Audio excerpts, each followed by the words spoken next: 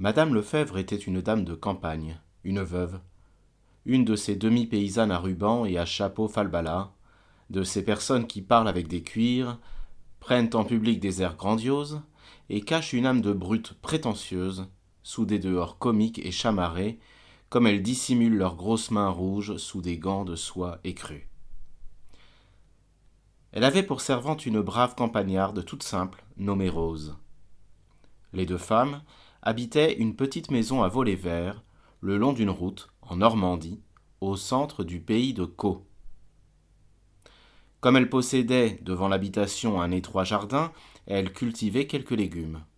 Or, une nuit, on lui vola une douzaine d'oignons.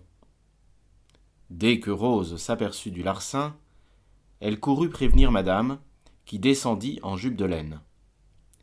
Ce fut une désolation et une terreur. On avait volé madame Lefèvre. Donc, on volait dans le pays, puis on pouvait revenir. Et les deux femmes effarées contemplaient les traces de pas, bavardaient, supposaient des choses. Tenez, ils ont passé par là. Ils ont mis leurs pieds sur le mur. Ils ont sauté dans la plate-bande.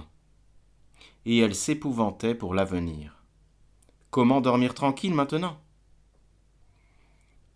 Le bruit du vol se répandit.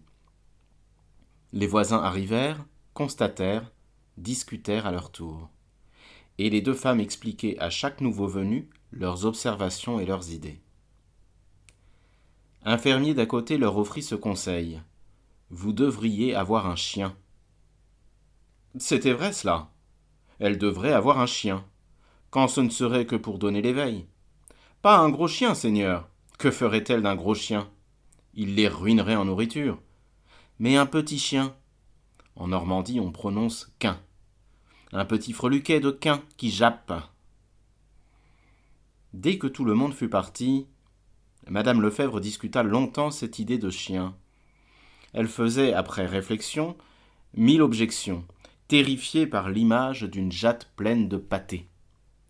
Car elle était de cette race parcimonieuse de dames campagnardes qui portent toujours des centimes dans leur poche pour faire l'aumône ostensiblement aux pauvres des chemins et donner aux quêtes du dimanche.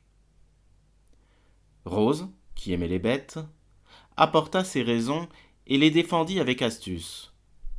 Donc, il fut décidé qu'on aurait un chien, un tout petit chien. On se mit à sa recherche, mais on n'en trouvait que des grands, des avaleurs de soupe à faire frémir. L'épicier de Rolleville en avait bien un tout petit, mais il exigeait qu'on le lui payât 2 francs pour couvrir ses frais d'élevage. Madame Lefèvre déclara qu'elle voulait bien nourrir un quin, mais qu'elle n'en achèterait pas. Or, le boulanger, qui savait les événements, apporta un matin dans sa voiture un étrange petit animal tout jaune, presque sans pattes, avec un corps de crocodile, une tête de renard et une queue en trompette, un vrai panache, grand comme tout le reste de sa personne. Un client cherchait à s'en défaire. Madame Lefèvre trouva fort beau ce roquet immonde qui ne coûtait rien. Rose l'embrassa, puis demanda comment on le nommait. Le boulanger répondit « Pierrot ». Il fut installé dans une vieille caisse à savon, et on lui offrit d'abord de l'eau à boire. Il but. On lui présenta ensuite un morceau de pain. Il mangea. Madame Lefèvre, inquiète, eut une idée. Quand il sera bien accoutumé à la maison, on le laissera libre. Il trouvera à manger en rôdant par le pays. On le laissa libre, en effet, ce qui ne l'empêcha point d'être affamé. Il ne jappait d'ailleurs que pour réclamer sa pitance, mais dans ce cas, il jappait avec acharnement. Tout le monde pouvait entrer dans le jardin. Pierrot allait caresser chaque nouveau venu et demeurait absolument muet. Madame Lefèvre, cependant, s'était accoutumée à cette bête. Elle en arrivait même à l'aimer et à lui donner de sa main, de temps en temps, des bouchées de pain trempées dans la sauce de son fricot. Mais elle n'avait nullement songé à l'impôt et quand on lui réclama 8 francs, 8 francs, madame, pour ce freluquet de quin qui ne jappait seulement point, elle faillit s'évanouir de saisissement. Il fut immédiatement décidé qu'on se débarrasserait de Pierrot. Personne n'en voulut. Tous les habitants le refusèrent à 10 lieues aux environs. Alors, on se résolut, faute d'autres moyens, à lui faire piquer du mât. Piquer du mât, c'est manger de la marne. On fait piquer du mât à tous les chiens dont on veut se débarrasser. Au milieu d'une vaste plaine, on aperçoit une espèce de hutte, ou plutôt un tout petit toit de chaume posé sur le sol. C'est l'entrée de la marnière. Un grand puits tout droit s'enfonce jusqu'à 20 mètres sous terre pour aboutir à une série de longues galeries de mines. On descend une fois par an dans cette carrière, à l'époque où l'on marne les terres. Tout le reste du temps, elle sert de cimetière aux chiens condamnés. Et souvent, quand on passe auprès de l'orifice, des hurlements plaintifs, des aboiements furieux ou désespérés, des appels lamentables montent jusqu'à vous. Les chiens des chasseurs et des bergers s'enfuient avec épouvante des abords de ce trou gémissant, et quand on se penche au-dessus, il sort de là une abominable odeur de pourriture. Des drames affreux s'y accomplissent dans l'ombre. Quand une bête agonise depuis 10 à 12 jours dans le fond, nourrie par les restes immondes de ses devanciers, un nouvel animal plus gros, plus vigoureux certainement, est précipité tout à coup. Ils sont là, seuls, affamés, les yeux luisants. Ils se guettent, se suivent, hésitent, anxieux. Mais la faim les presse. Ils s'attaquent, luttent longtemps, acharnés. Et le plus fort mange le plus faible, le dévore vivant. Quand il fut décidé qu'on ferait piquer du mât à Pierrot, on s'enquit d'un exécuteur. Le cantonnier, qui binait la route, demanda 10 sous pour la course. Cela parut follement exagéré à madame Lefebvre. Le goujat du voisin se contentait de 5 sous. C'était trop encore.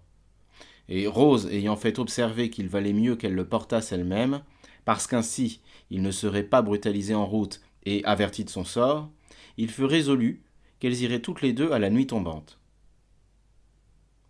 On lui offrit ce soir-là une bonne soupe avec un doigt de beurre. Il l'avala jusqu'à la dernière goutte, et comme il remuait la queue de contentement, Rose le prit dans son tablier.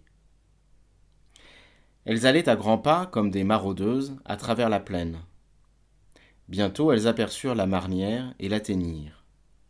Madame Lefebvre se pencha pour écouter si aucune bête ne gémissait. Non, il n'y en avait pas. Pierrot serait seul. Alors Rose, qui pleurait, l'embrassa, puis le lança dans le trou, et elles se penchèrent toutes deux, l'oreille tendue. Elles entendirent d'abord un bruit sourd, puis la plainte aiguë, déchirante, d'une bête blessée. Puis une succession de petits cris de douleur, puis des appels désespérés, des supplications de chiens qui imploraient, la tête levée vers l'ouverture. Ils jappaient, oh, ils jappaient. Elles furent saisies de remords, d'épouvante, d'une peur folle et inexplicable, et elles se sauvèrent en courant. Et comme Rose allait plus vite, madame Lefebvre criait « Attendez-moi, Rose, attendez-moi !» Leur nuit fut hantée de cauchemars épouvantables. Madame Lefebvre rêva qu'elle s'asseyait à table pour manger la soupe, mais quand elle découvrait la soupière, Pierrot était dedans. Il s'élançait et la mordait au nez. Elle se réveilla et crut l'entendre japper encore. Elle écouta. Elle s'était trompée. Elle s'endormit de nouveau et se trouva sur une grande route, une route interminable qu'elle suivait. Tout à coup, au milieu du chemin, elle aperçut un panier, un grand panier de fermier abandonné. Et ce panier lui faisait peur. Elle finissait cependant par l'ouvrir, et Pierrot, blotti dedans, lui saisissait la main, ne la lâchait plus. Et elle se sauvait éperdue, portant ainsi au bout du bras le chien suspendu, la gueule serrée. Au petit jour, elle se leva, presque folle, et courut à la marnière. Il jappait encore, il avait jappé toute la nuit. Elle se mit à sangloter et l'appela avec 1000 petits noms caressants. Il répondit avec toutes les inflexions tendres de sa voix de chien.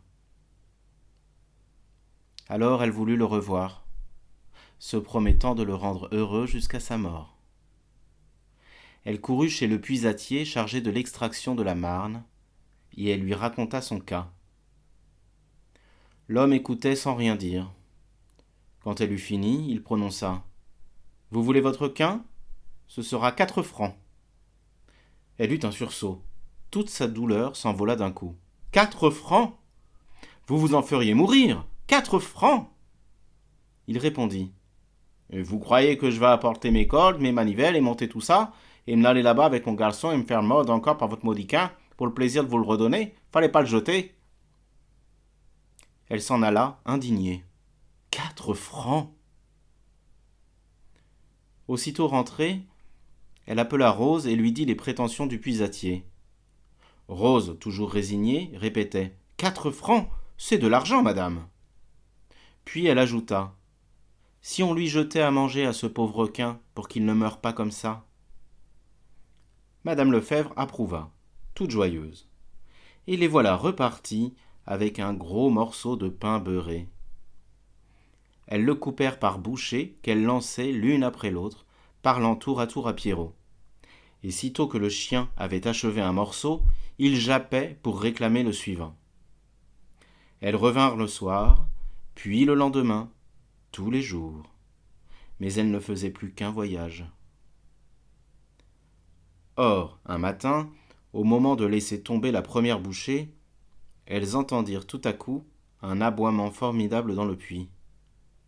Ils étaient 2. On avait précipité un autre chien, un gros. Rose cria « Pierrot !» Et Pierrot jappa.